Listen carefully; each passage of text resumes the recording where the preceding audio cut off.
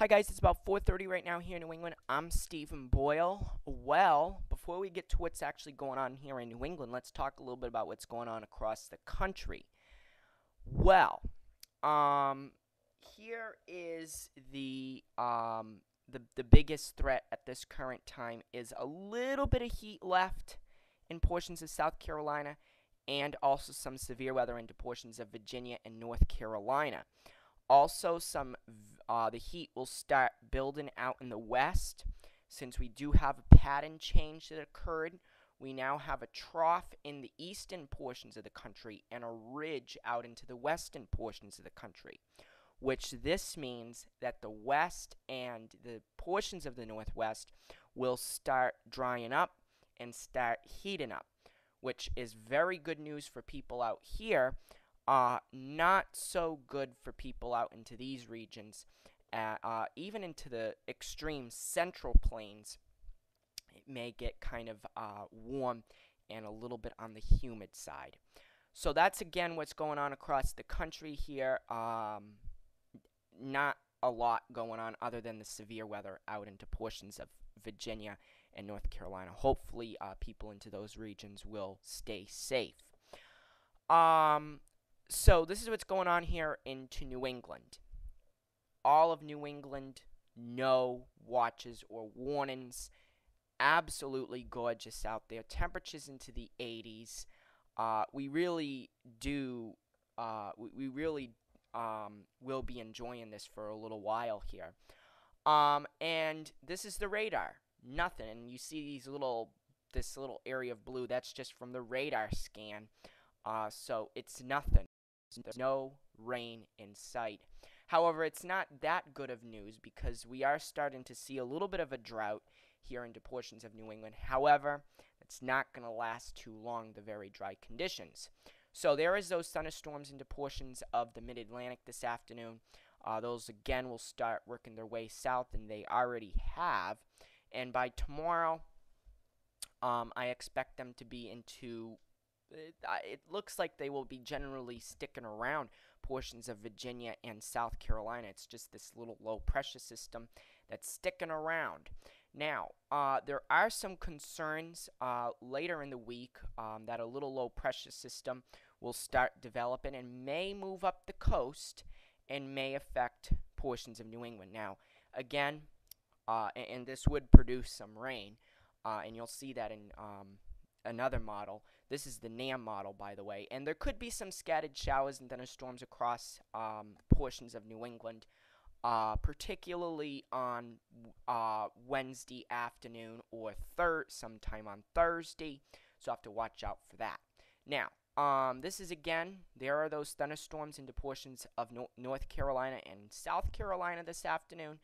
They may actually work their way a little bit to the north, and you can actually see that this low will be moving out. And again, there are some possibilities that this low could move like this or like this. We'll have to see how it moves, but again, I'm believing that this will probably stay away from us.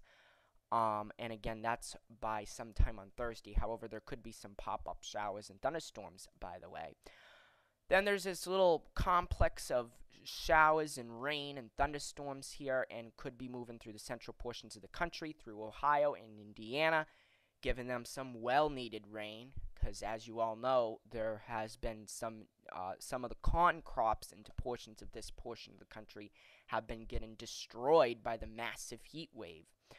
And it looks like by sometime by around Sunday, there could be some showers and thunderstorms that start forming here. It may heat up a little bit by the time next Sunday rolls around, just a little, because you can obviously see here is a little area of high pressure, but it won't be a long warm-up because by the time next week rolls around, it doesn't look like too many warm days. All right, checking out the GFS model, here we go. Cooler weather, and of course there will be some times where we do, like I said, see some scattered showers and thunderstorms from time to time. And then what'll actually happen is, according to the GFS at least, this is sometime around Sunday, you can sort of see that the everything kind of fills up a little bit. You can sort of see that there's a little bit more in the way of rain and also some thunderstorms as well going across New England. So we'll have to see how that pans itself out. You can see that moves off, and you can see even more rain. And guess what? We get a continual flow from Canada as well, which will keep things cooler. Also, as time moves its way onward, looks like we'll get some more rain, some more cooler weather.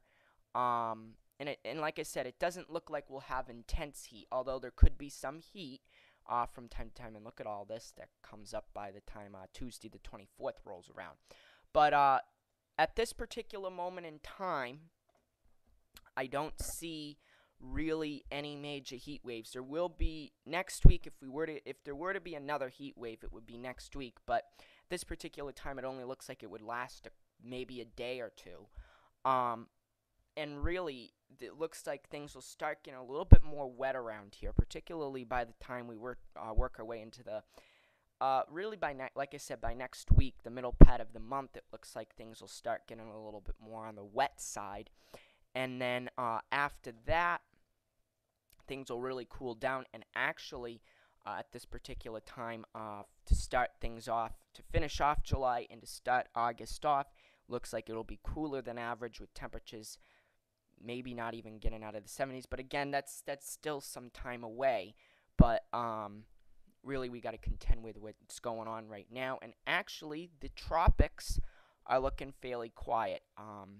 Not much activity. But we'll have to see how that handles itself through time as well. So, and actually, sometime the middle part of this week or next week, I am actually going to put out my second winter update here. I'm going to update my winter forecast.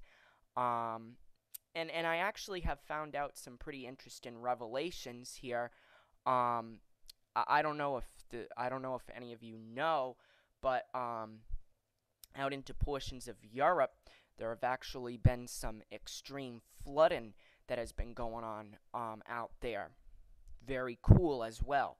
In the meantime, the eastern portion, or in the United States primarily, and Canada, has been fairly warm with heat wave and kind of drier conditions. Well, as we move through time, the fall may still be a little bit warm and a little bit dry.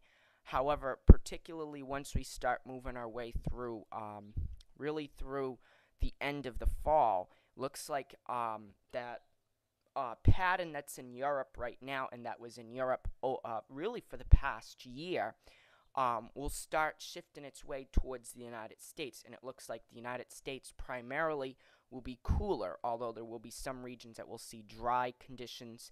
However, I don't see a lot of warm conditions. But again, that's at least what I'm thinking at this particular time. But again, I will give you a full in-depth update sometime this week. So I'll post my regular forecast, but apart from my regular forecast, I will actually produce just one single video, and hopefully I can maybe make some maps and stuff for you guys to see as well. So that's going to be either sometime this week or next week that I'll be doing that and give you all my explanations. So that's what's going on across New England right now and my forecast. I hope you all have a great rest of your day, and we'll be back tomorrow with another update. Take care, everyone.